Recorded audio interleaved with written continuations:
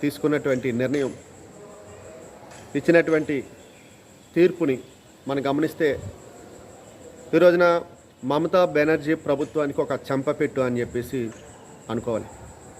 ఏదైతే 2010 నుంచి ఇచ్చినటువంటి మతం ఆధారంగా ఇచ్చినటువంటి రిజర్వేషన్లకి వ్యతిరేకంగా సుమారుగా 5 లక్షల సర్టిఫికేట్లు ఓబీసీ సర్టిఫికేట్లు రద్దు చేస్తూ తీసుకున్నటువంటి నిర్ణయాన్ని భారతీయ జనతా ఓబీసీ మోర్చా హర్షం వ్యక్తం చేస్తుంది, స్వాగతిస్తుంది.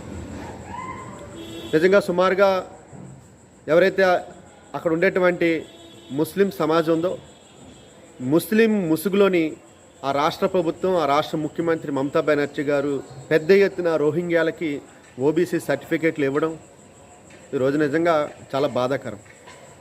కేవలం మతం ఆధారంగా ఓటు బ్యాంక్ రాజకీయాల కోసం, కేవలం వారికి ఉన్నటువంటి ఆ ఓటు బ్యాంకుని మరింత పెంచుకోవడం కోసం, ఒక వర్గాన్ని సంతృప్తిపరచడం కోసం తీసుకున్నటువంటి నిర్ణయం తప్ప నిజంగా బీసీ సమాజంలో ఉండేటువంటి పేదరికాన్ని నిర్మూలించడానికి, వారి అభివృద్ధి కోసం తీసుకున్నటువంటి నిర్ణయం ఇది కాదు.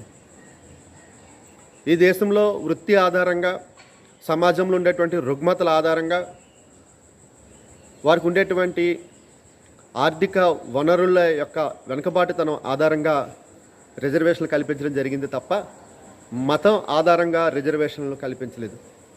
ఈ యొక్క నిర్ణయాన్ని యావత్ భారతదేశం ప్రజలందరూ కూడా వ్యతిరేకిస్తున్నప్పటికీ కూడా కేవలం రాజకీయాల్లో వారు లబ్ధి పొందాలనేటువంటి ఆలోచనతో ఇచ్చినటువంటి ఈ యొక్క రిజర్వేషన్లని ఈ రోజున రిజర్వేషన్ల ద్వారా ఇచ్చినటువంటి ఓబీసీ సర్టిఫికేట్లని ఈ రోజున కలకత్తా హైకోర్టు రద్దు చేయడం చాలా హర్షణీయం అని చెప్పేసి అనుకోవాలి. ఈ రాష్ట్రంలో కూడా మతం ఆధారంగా రిజర్వేషన్లు ఇవ్వడం జరుగుతుంది.